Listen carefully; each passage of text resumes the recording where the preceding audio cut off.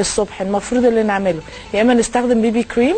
بيبي كريم ده بيبقى فاونديشن وفيه SPF معامل حمايه من البشره، بنحطه الصبح وبيبقى شفاف شويه، فما بيبقاش عامل طبقه فاونديشن، لان زي ما قلنا الصبح ما ينفعش نحط حاجات تقيله قوي.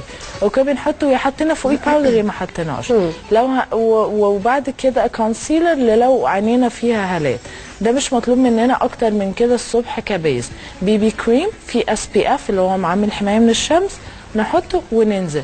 ما عندناش بيبي كريم، نحط السان بلوك بتاعنا وشويه فاونديشن نقطه كده ونسيحها على ايدينا جامد جدا، وطبطب على ايدينا عشان تسيح معانا، ونسيح جامد جدا وخلاص.